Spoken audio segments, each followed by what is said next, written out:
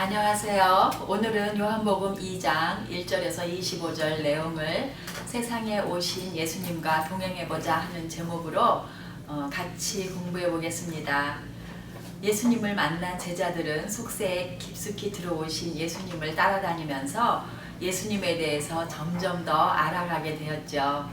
사흘째 되는 날에는 갈릴리 가나의 혼인잔치에서 예수님이 3년간의 공생애를 시작하시면서 행하신 첫 번째 기적을 체험하게 됩니다. 그리고 다시 가버나움으로 가셔서 계시다가 6월절이 가까워지자 예루살렘으로 올라가신 예수님은 또 여러 가지 일들을 행하시게 되는데요. 6월절 기간 동안 예수님의 행하신 표적을 보고 제자들은 예수님이 하나님의 아들이심을 확인했고 많은 사람들도 예수님을 믿었다고 기록되어 있습니다. 먼저 퀴즈를 볼까요? 예수님은 어디에 물을 붓게 명하셨나? 6절 내용이죠. 1번 예법을 따라 만든 도자기, 2번 돌로 만든 물항아리, 3번 빈 포도주 항아리. 네, 보시면 알겠지만 답은 2번 돌로 만든 물항아리입니다. 정확하게 말하면 예법을 따라서 돌로 만든 물항아리입니다. 내용은 5가지로요. 오늘은 때를 기다리시는 예수님을 신뢰하는 사람들, 진정한 예배의 열정, 사람들이 기대하는 표징, 사람들의 마음을 아시는 예수님, 이렇게 되겠습니다. 첫 번째, 때를 기다리시는 예수님. 4절 먼저 읽어볼게요. 예수께서 어머니에게 말씀하셨다. 여자여, 그것이 나와 당신에게 무슨 상관이 있습니까? 아직도 내 때가 오지 않았습니다.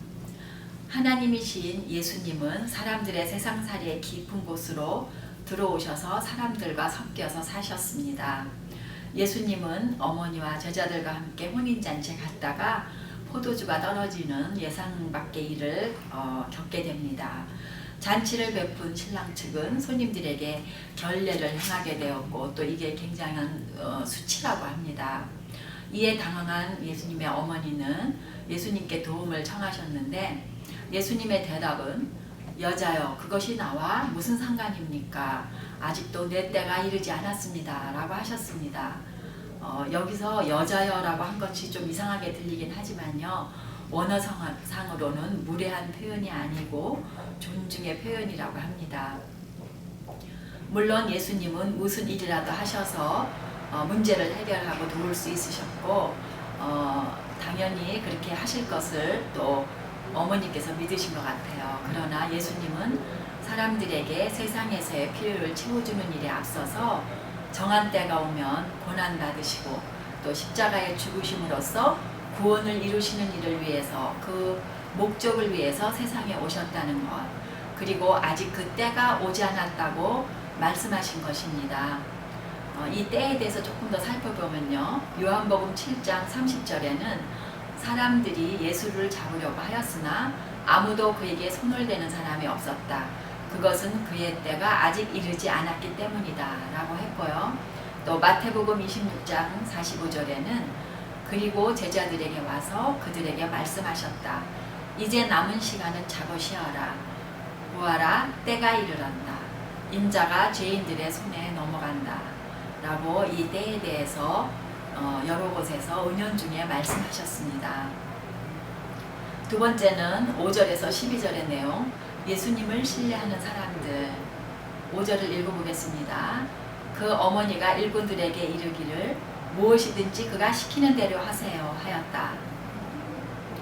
어머니가 도움을 청하셨을 때 예수님의 대답은 의외였지만 마리아는 예수님이 무엇을 하시든지 그것이 최선의 일이라는 것에 대한 신뢰가 있었습니다. 그래서 일꾼들에게 무엇이든지 시키는 대로 하세요 했어요. 예수님은 하인들에게 물을 항아리에 붓게 하고 다시 그것을 떠서 내가라고 했는데 그 물이 이전 것보다도 더 맛있는 포도주로 변해 있었다고 했습니다. 인간으로서는 도저히 할 수 없는 이 기적을 통해서 스스로가 하나님의 아들로서의 능력을 나타내 보이셨고 첫 번째 표징을 행하여 자신의 영광을 드러내셨다라고 요한은 11절에 기록하고 있습니다. 여기서 조금 부연 설명을 하자면요. 모세가 애굽에서 이스라엘 백성을 끌어내올 때 바로 앞에서 행했던 그 10가지 기적 중에 제일 처음 행한 기적이 바로 물을 피로 변하게 하는 심판의 그 모습이었습니다. 그것이 이제 출애굽기 7장 19절에 나와 있는데요. 그런데 예수님은 처음 행하신 그 기적이 물을 포도주로 바꾸신 것이었습니다. 이 포도주는 이스라엘 사람들에게 기쁨의 상징이었다고 합니다. 심판을 받아야 할 인류가 오직 예수님으로 인해서 기쁨을 맛볼 수 있게 된 것이라고 해석하기도 한답니다. 세 번째, 13절에서 17절 내용을 진정한 예배의 열정, 예수님의 열정에 대해서 보겠습니다. 16절, 비둘기 파는 사람들에게는 이것을 걷어치워라. 내 아버지의 집을 장사하는 집으로 만들지 말아라 하고 말씀하셨습니다. 성전의 뜰은 이방인의 뜰을 포함해서 성전을 둘러싼 지역을 말한다고 하는데요. 여기서 하나님을 증거해야 할 책임을 맡은 제사장들이 이방인들을 상대로 환전을 해주고 또 먼 데서 온 사람들에게 짐승을 팔아서 이혼을 남기는 장사를 하게 하면서 수수료 같은 것을 받아서 자기 이익을 챙기고 있었습니다. 하나님을 공경하기보다는 사람들의 편의를 더 중요시하거나 예배의 장소가 시장바닥이 된 것을 예수님은 참으실 수가 없었죠. 그래서 채찍을 만들어서 내 아버지의 집을 장사하는 집으로 만들지 말아라 하고 짐승들 또 장사꾼들을 다 내쫓으셨습니다. 이 장면을 본 제자들은 시편 69편 9절에 주님의 집을 생각하는 열정이 나를 삼킬 것이다 하고 기록되었던 것을 후에 그걸 보면서 기억했다고 합니다. 또 교회에서도 복음을 전해야 할 책임이 있는 사람들이 마땅히 해야 할 일을 등한시하고 기복적인 신앙생활에 치우치거나 또 세상 문화를 따라가거나 형식에 치우치는 예배로 쉽게 변질될 수도 있겠죠. 네 번째, 18절에서 22절 사람들이 기대하는 표징 19절 읽어보겠습니다. 예수께서 그들에게 말씀하셨다. 이 성전을 허물어라. 그러면 내가 사흘 만에 다시 세우겠다. 사람들은 흔히 신비로운 기적이나 표적을 보기를 원하죠. 예수님에게도 마찬가지로 표징을 요구했고 사람들의 속성을 아시는 주님은 엉뚱하게 성전을 허물라 사흘 만에 다시 세우겠다는 사람들의 기대에 어긋나는 대답을 하셨습니다. 제자들은 예수님이 자기 자신을 가리켜 성전이라고 하시고 죽은 지 사흘 만에 다시 살아날 것을 미리 이야기해 주신 것을 돌아가신 후에야 깨달았다고 합니다. 데살로니가 후서 2장 9절에서 10절에 그 신비한 것을 쫓아다니는 그 위험에 대해서 이렇게 경고하고 있는데요. 그 불법자의 나타남은 사단의 작용에 따른 것인데 그는 온갖 능력과 표징과 거짓 이적을 행하고 또 온갖 불의한 속임수로 멸망을 받을 자들을 속일 것입니다. 그것은 멸망받을 자들이 자기를 구원하여 줄 진리에 대한 사랑을 받아들이지 않기 때문입니다. 이렇게 경고하셨습니다. 마지막으로 23절에서 25절 사람들의 마음을 아시는 예수님 24절 읽어보겠습니다. 그러나 예수께서는 모든 사람들을 알고 계심으로 그들에게 몸을 맡기지 않으셨다.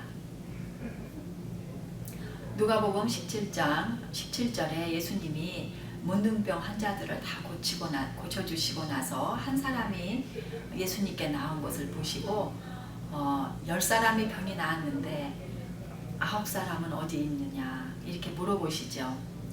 예수님이 행하신 이적으로 문둥병이 나은 사람들도 그때 당시는 신기했고 예수님이 특별한 분이라고 믿었겠죠. 그렇지만 믿음이 계속해서 남아있진 않았다고 했습니다. 믿음은 신비로운 일들을 체험한다고 해서 생기는 것이 아니라 누가복음 9장 23절의 말씀처럼 예수님께서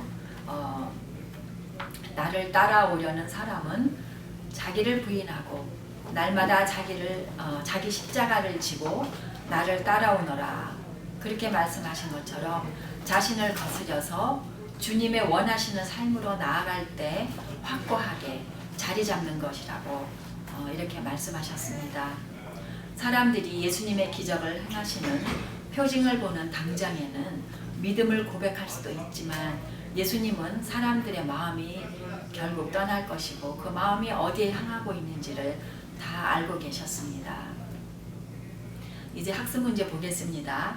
예수님은 성전에 있는 사람들을 왜 내어 쫓으셨나? 16절에 성전을 장사하는 곳으로 만들었기 때문이죠.